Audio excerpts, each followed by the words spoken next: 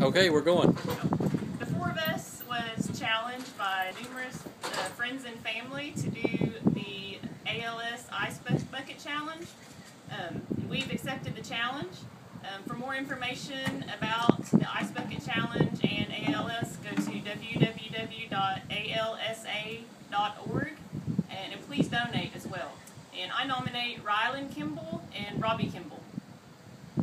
And I would like to nominate Councilmember Joe Berg and Brandy Goodwin. I nominate my son Ryan Carroll and the Sequoia High School football team. And I nominate Trey McVeigh and Coach Richmond. Ready? Oh shoot. Oh.